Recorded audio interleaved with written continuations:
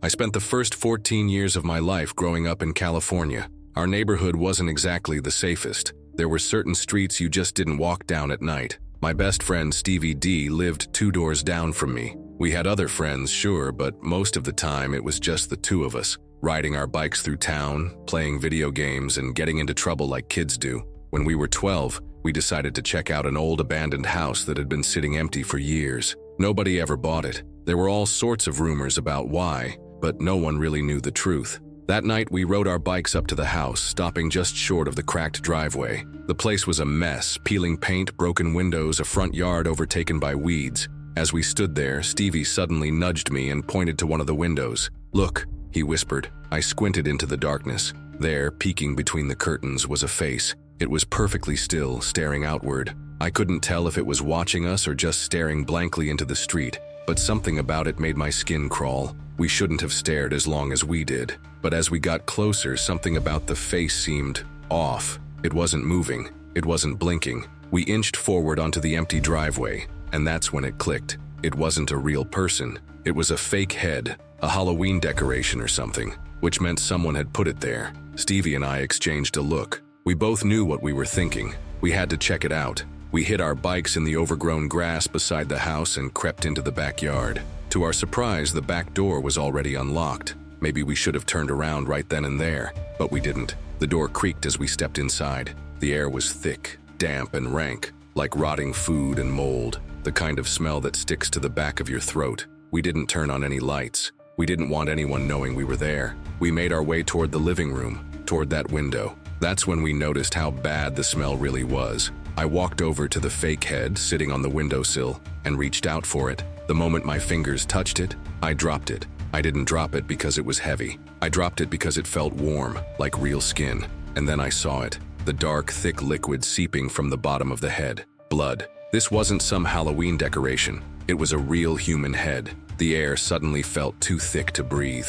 Stevie and I barely had time to process what we were looking at before. Kriak. The sound came from above us. I looked up. 2 long cracks stretched across the ceiling. And then, another creak. Louder. Closer. Like footsteps. Someone was up there, someone who had put that head in the window. Stevie and I locked eyes, and then we ran. We sprinted for the back door, not looking back, shoving it open and nearly tripping over each other as we bolted for our bikes. We didn't stop pedaling until we were far, far away. The next day, the police were all over the house. Word spread quickly. The head had belonged to someone who had gone missing. No one ever really found out who was responsible, but the theory was that it was a warning, left behind by some very bad people. And the worst part, whoever had put it there had still been inside the house when we walked in. When I was 15, I had my first girlfriend. We lived in a peaceful, upper-class neighborhood. Quiet streets, neatly lined houses, the kind of place where nothing ever seemed out of the ordinary. Casey, my girlfriend, lived just 2 blocks away, and nearly every night I'd walk over to her house. But one night was different. It was a Thursday night during break, no school the next day, nothing to do but enjoy the time off. So I set off on my usual walk to Casey's. The air was crisp, the streets empty, just the dim glow of streetlights guiding my way. Then I heard something. At first, it was subtle, just the sound of a bush shaking, a stray cat, the wind. I turned my head slightly, scanning the darkness, but didn't stop walking. That's when I heard it again. A snap, a twig breaking underfoot. I stopped, turned around, nothing. Just the silent street behind me, lined with tall, thick bushes, creating a wall of shadows. My heart picked up speed. Maybe I was overthinking, maybe it was just my imagination. I kept walking, faster now. The home stretch to Casey's was just ahead. But then, another noise, not just rustling this time. Footsteps, light, quick, deliberate. I spun around, again, nothing. But I knew someone was there. I could feel it. Casey's house was in sight now. Relief flooded through me. I grabbed my phone, called her, and she picked up immediately. "Hey, I'm almost there," I told her, keeping my voice calm, though my heart was pounding. "But I think someone's following me." I hurried past the bushes lining her driveway, stepping onto her property. Looking up, I saw her standing by her bedroom window, phone in hand. She waved. I waved back. And then, her voice changed. Sharp, panicked. "Who's that guy right behind you?" My blood turned to ice. I whipped around. A man. tall, crouched low, moving fast, barely 10 feet behind me, his face obscured by shadows. I screamed, ran. Heart hammering in my chest, I bolted for the door, slamming my fists against it. Before I could even process what was happening, I felt his hands grab me, strong, rough, an arm wrapped around my neck trying to pull me back. For a split second, I thought it was over. But then, he let go. Just like that, he released me and took off, disappearing into the night. The door flew open. Casey's mom stood there, her face pale with shock. She yanked me inside, slamming the door shut as Casey ran over. I could barely breathe. My head was spinning. My skin felt cold. Casey's mom pulled me into a hug, her voice shaking as she asked what happened. Then, without hesitation, she grabbed the phone and called the police. A warning went out that night. A dangerous man was lurking in our neighborhood. I stayed at Casey's house until morning. Her mom insisted on driving me home. And as we pulled into my driveway, I couldn't shake one thought. That man had been following me, watching me, waiting, and if Casey hadn't seen him in time, I might never have made it to the door. It was one of those stormy nights, the kind where the rain pounds against the windows, the wind howls through the trees, and the distant rumbles of thunder shake the walls. Everyone in my family was off doing their own thing. My parents were in the living room watching some comedy show. My sister was upstairs playing video games, and I was in my room, comfortably tucked in bed, watching TV. I usually loved nights like this. The sound of rain always calmed me, but that night, it was different.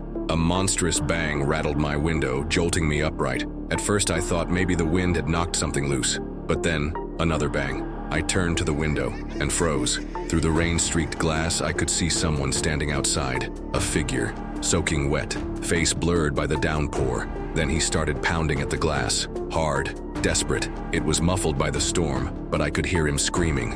I swallowed hard and cracked the window just an inch. "Help me!" he shrieked, his voice hoarse. "I'm hurt! Let me in!" The rain was deafening. I had to yell just for him to hear me. "Go to the front door!" I shouted. Then, without thinking, I slammed the window shut and bolted to the living room. My dad turned to me as I blurted out, "There's a man outside. He's hurt. He's screaming for help," before he could react. And then, the voice. "Please, help me. Open up." My dad moved toward the door, his hand reaching for the knob. But something inside me screamed, "Stop." I grabbed his arm. "Wait," I said, my gut twisting in knots. That's when the phone rang, our landline. And on the TV screen, the caller ID flashed a name. "Our next-door neighbor." My dad answered. A pause. Then, his voice dropped. "No fucking way." He hung up, his face pale. He turned to us and said, "Stay away from the door." He didn't explain, just moved to the window, peeking through the blinds. And that's when he saw him. The man was crouched down, soaking wet, pounding on the door, and in his hand was a large, sharp tool, a blade. My dad's voice turned hard. He yelled through the door, "Get the hell out of here, the cops are coming." The pounding stopped, and then, just silence. When we checked again, he was gone. The police came. We told them everything. Then my dad told us what the neighbor had seen. A homeless-looking man had been lurking around his backyard, rummaging through his shed, and when he came out, he was holding a chopping axe. The cops found him wandering the streets that night, and a few days later, his story was in the newspaper. A man with a history of violence who had just escaped from a mental institution, and he had been banging on our door, asking to be let in.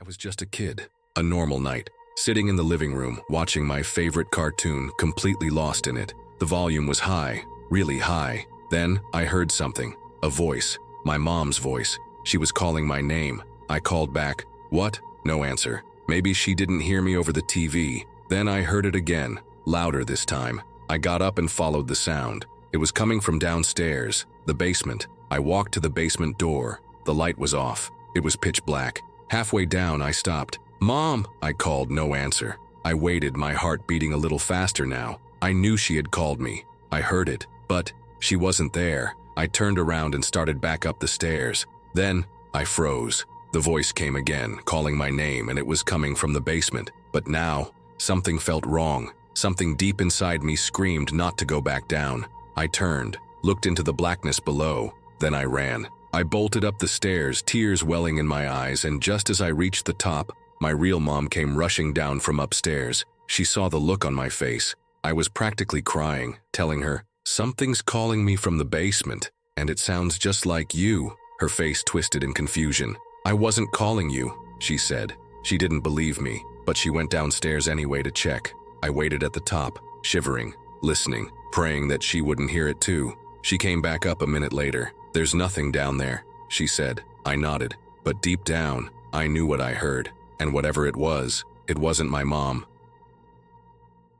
A quiet farm town. The sun is setting, casting an eerie orange glow over the vast open land. Birds call out their final songs for the day. A gentle breeze rustles through the trees. An old man in his late 70s, dressed in a thick coat and boots, walks a small Boston Terrier named Sherry along a well-worn dirt path that winds through the woods beside his property. "Grandpa, you ever feel like you're being watched? Like something's just off?" For me, it happened on an evening just like this. I was out walking Sherry, same path, same routine, nothing different, until I saw him. Ahead, a figure in a large, dark hood walks toward Grandpa. His head is slightly tilted down, hands tucked deep into his pockets. As they pass, Grandpa gives a polite nod. "Grandpa, evening." No response. The man walks by without so much as a glance. Sherry tenses, her tail stiff. She lets out a low, uneasy growl. Then, she barks, loud, aggressive. "Grandpa, easy, girl." Grandpa tightens his grip on the leash, tugging her forward, but Sherry keeps looking back, her barks growing frantic. "Grandpa." She wouldn't stop, kept pulling, kept barking, like she knew something I didn't. Grandpa exhales, shaking his head. He keeps walking, dismissing the feeling creeping into his gut. But then, a snap, a dry twig breaking. "Grandpa." I froze. A slow turn over his shoulder. Nothing. The woods stand still, silent, only the trees swaying in the wind. "Grandpa, it's just your imagination, old man." He forces a chuckle, picks up his pace and moves toward home. But Sherry, she won't stop looking back. The house is in sight now, just a couple of minutes away. Grandpa sighs in relief, then a crunch, close, too close, "Grandpa." That sound, it wasn't just behind me, it was inches behind me. Goosebumps rise along Grandpa's arms. His breath hitches, then a hand, gloved, warm, clamping over his mouth, yanking him backward. "Grandpa." I couldn't scream. I couldn't breathe.